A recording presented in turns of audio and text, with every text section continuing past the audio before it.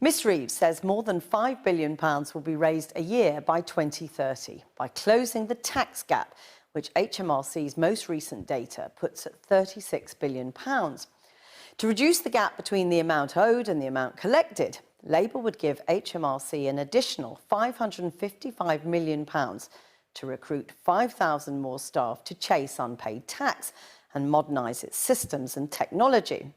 She says closing loopholes in the non-dom status would raise a further £2.6 billion in the same period. Now, Labour says £2 billion of the money raised will be spent on cutting NHS waiting lists, providing more dentist appointments and introducing free breakfast clubs in every primary school. Well, I sat down with the Shadow Chancellor earlier and started by asking about Labour's plan to raise £5 billion from tax dodgers. Well, today we're setting out how, by cracking down on tax avoidance, making sure that the tax code is properly complied with and ensuring that non-doms pay their fair share of tax here in Britain, that we can bring in over £5 billion a year by the end of the Parliament and redirect that money to where it belongs, in our frontline public services, our schools and our hospitals. And that is what I'm able to fully fund and fully commit to with these announcements today. On that HMRC crackdown, the Institute for Fiscal Studies says today it probably is the case that if you put more money and effort in, I think you're talking about spending £500 million for more staff, you will get more back. The difficulty is it is genuinely uncertain how much that will raise. Well, these aren't my numbers that I've plucked out of thin air. The head of the National Audit Office gave a speech in January where he said the tax gap, which is £36 billion, that's the gap between the tax that is owed and that is actually collected, is £36 billion.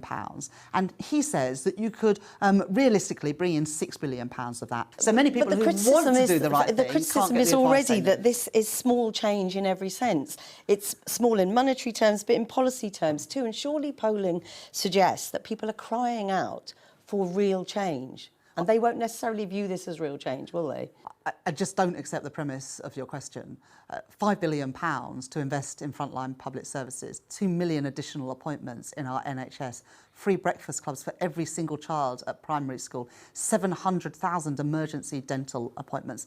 That is what people are crying out for. But £5 billion, you know, the £28 billion Green Plan you had was radical, but it's gone. Reversing the two-child benefit cap limit, which many people within your own party would like to have seen you do, would have been radical, would have changed the lives of hundreds of thousands of children. That's gone. Isn't there a danger that in prioritising looking fiscally sensible, Labour looks scared and cowardly? Well, when you play fast and loose with the public finances, when you can't say where the money is going to come from, this is what happens. Mortgage rates go through the roof, pensions are put in peril, and ordinary working families are left picking up the pieces for governments that mismanage the economy. That's what happened when the Conservatives brought in their mini-budget.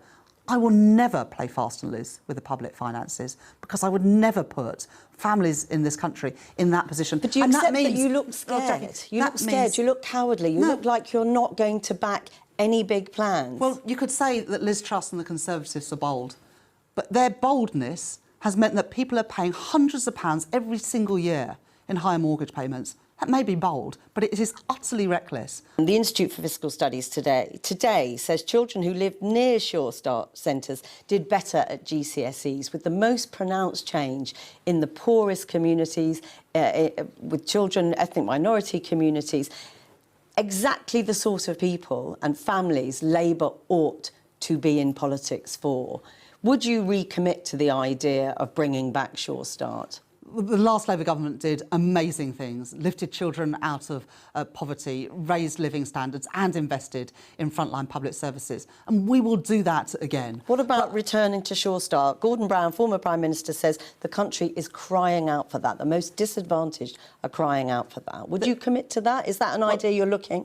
I'm not going to make any policy commitments that aren't fully costed and fully funded. But part of the package that I've announced just today is about having free breakfast clubs at all primary schools. It's not the same as Sure Start, is it? It's nothing like that. No, and I certainly know what Sure Start did and the difference that it made.